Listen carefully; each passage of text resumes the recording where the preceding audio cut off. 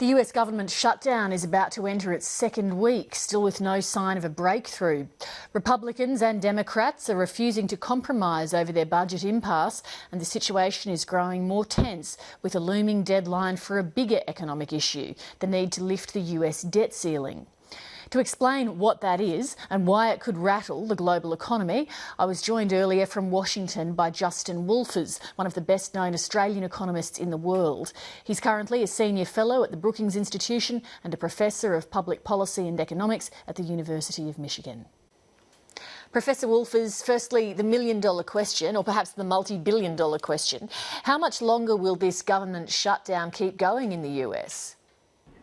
Well, no one's very optimistic that they see a solution around the corner. There's really no emphasis on getting a deal done from either side of politics right now. The real ticking time bomb is the debt ceiling, which I think most economists are even more worried about, and that's due to expire mid to late October. I'll come back to the debt ceiling shortly, but before that, we know economic indicators lag, of course, but is there any sense yet of how the shutdown is affecting the US economy, especially given that it's been in recovery mode? Yeah, there's actually one very good economic indicator that we do have since the shutdown. Gallup does daily surveys of consumer confidence in the United States, and so the most recent readings we have are for the 3 or 4 days since the shutdown began. And you've seen consumer confidence just absolutely plummet. So it's clear that people aren't confident, that they are worried this is going to have an effect on the economy, and it's already having an effect. The real economic indicators, the stuff we actually care about, employment and unemployment and gross domestic product and stuff like that, it's going to be another month or two until we get a serious reading on this. But at the very least, we know that there's nothing good coming out of this. You're in Washington, DC. Is the effect of the shutdown noticeable on everyday life? It's absolutely noticeable. This, of course, is the Canberra of the United States, so there are public servants everywhere.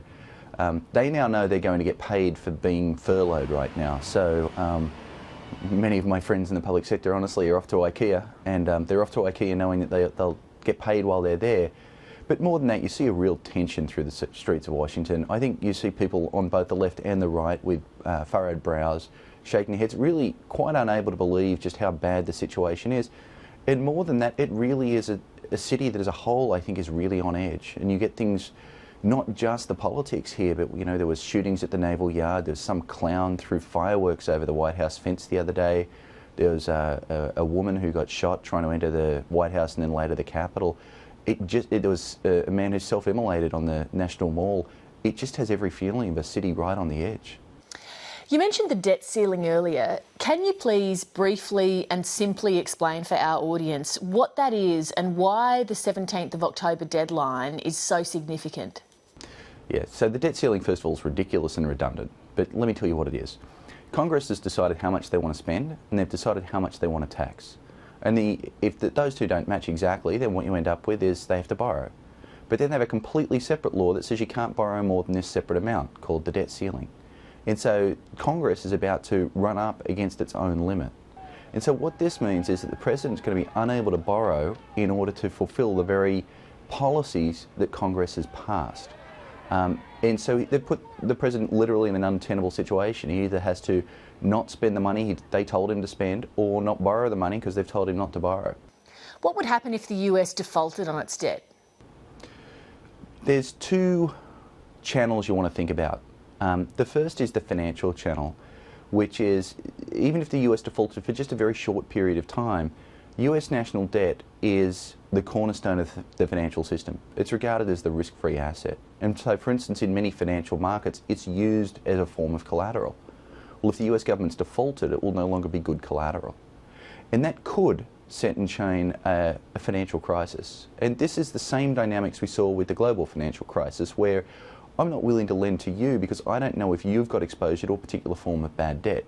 During the financial crisis, it was mortgage-backed securities, and during this potential crisis, it would be US government debt.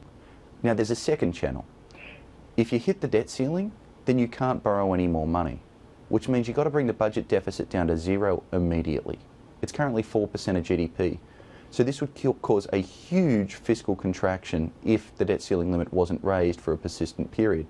Big enough that I can be absolutely confident it would plunge the US into recession. As you mentioned, there's been a long-standing assumption underpinning the world's financial system, which is that US government debt is risk-free. Is that still a valid assumption? Not in my eyes. It's funny, just about every American economist will tell you absolutely it is. Of course, the last time we monkeyed around with the debt ceiling, it led Standard & Poor's to downgrade the US from AAA.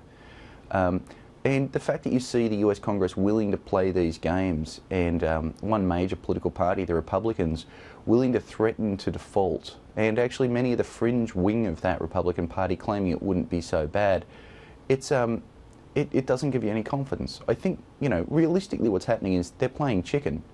The problem is you don't want to play chicken because sometimes you drive the car off the end of the cliff, and there's some chance that'll happen, and that is a real risk. And I do think there's an enormously greater chance, for instance, that the US one day will default than, say, a country like Australia. Professor Wolfers, thanks for your time today. Oh, it's a pleasure, Lee.